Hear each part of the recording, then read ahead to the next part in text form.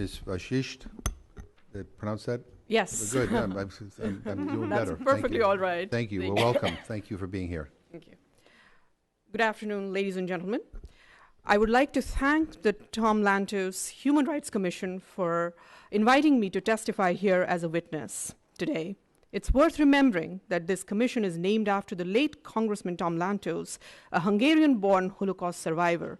In July 2003, he said, "Indians and Jews share a passionate commitment to respect for others, for the rule of law, and for the mindless, vicious, fanatic Islamic terrorism."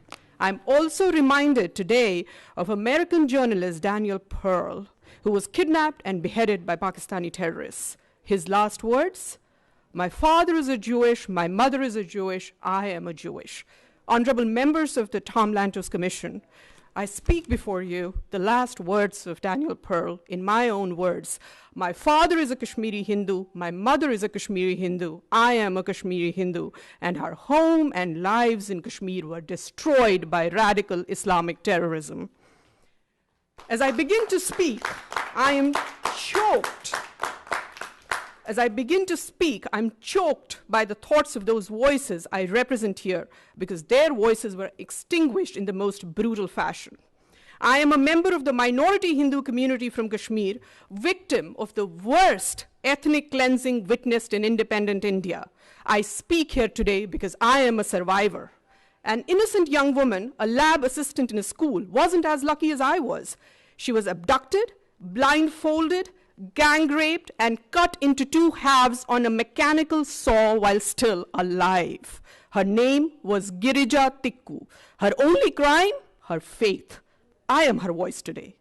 I am also the voice of young Kashmiri Hindu engineer who was hunted by terrorists, again for his faith. When terrorists came to kill him, he hid inside a rice container in his attic, and he would have been alive today had his location not been disclosed to the terrorists by his own neighbors. His neighbors he trusted, neighbors that we trusted. The terrorists shot him through the container and forced his wife to eat the blood-soaked rice. His name was B.K. Ganju. His crime, his faith. I speak for him today. I could go on and on. We have seen ISIS level of horror and brutality in Kashmir 30 years before the West was even introduced to the brutalities of radical Islamic terror. I'm glad these hearings are happening today, because when my family and I lost our homes, our livelihood, and our way of life, the world remained silent. Where were the advocates of human rights when my rights were taken away? Where were they on the night of 19th January 1990, when there were voices blaring from all mosques in Kashmir that they wanted Kashmir with Hindu women but without Hindu men? Where were the saviors of humanity when my feeble old grandfather stood with 2 kitchen knives and an old rusted axe, ready to kill my mother and I in order to save us from the much worse fate that awaited us if we landed in the hands of terrorists on the same fateful night? My people were given 3 choices: flee, convert, or die. Around 400,000 Kashmiri Hindus fled right after that night of horror. They survived. Those who didn't were killed. Today, 30 years later, I'm still not welcome in my home in Kashmir. I am not allowed to follow my faith without fear. My house in Kashmir is illegally occupied, as those of countless others in my community. Those that are not occupied have mostly been burned down or are ransacked. Thousands of our temples have been vandalized, desecrated, and lay in ruins. Every effort has been made to eradicate Hinduism from Kashmir. Today, Kashmir is home to only one religion. This is by design and is the ultimate violation of human rights. Diversity and acceptance of different views are not the norm in today's Kashmir. It's not just Hindus that have been ethnically cleansed. Sikhs have been massacred. A fatwa was announced against Christian schools in Kashmir, accusing them of luring Muslims to Christianity. What human rights are we talking about when all minorities have either been driven out or silenced? An Islamist state of Kashmir where other religions are not welcome and tolerance of any other viewpoint is absent is no citadel of human rights. This is the society that is being created by Kashmir by those who are talking about human rights. Terrorism, ladies and gentlemen, is the ultimate opponent of human rights. Human rights cannot and should not take precedence over human life. Everyone who stands for freedom, liberty, and right to life should worry about radicalization that fuels terror. A 65-year-old shopkeeper, Ghulam Mohammed Mir, gets killed by the terrorists because he opened his shop to earn his livelihood. Truck drivers and apple traders are shot dead by terrorists for simply wanting to earn their livelihood.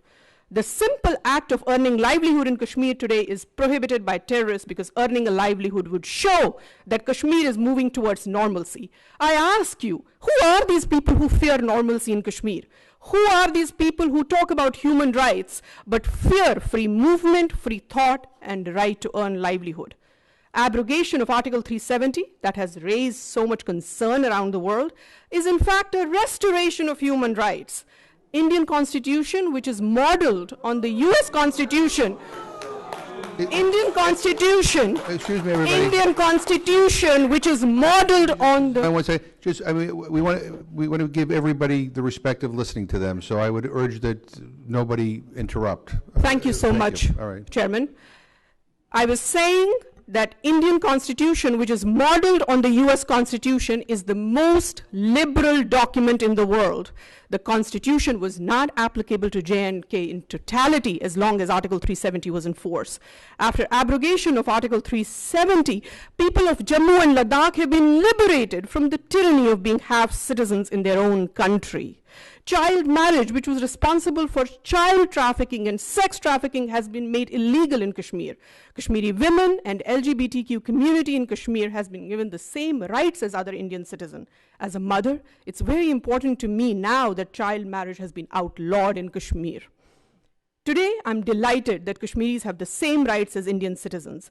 If something as serious as women's right to own property and granting of LGBTQ rights to choose, amongst many others, has been accomplished through abrogation of Article 370, then it's safe to assume that restoration of internet in few remaining districts of Kashmir is not too far away. I am a proud daughter of Kashmir. I am a proud legatee of India's composite civilization. Terrorism has uprooted me and snatched my home from me. I hope my human rights are restored too someday, and the human rights of my community. Thank you. Thank you very much.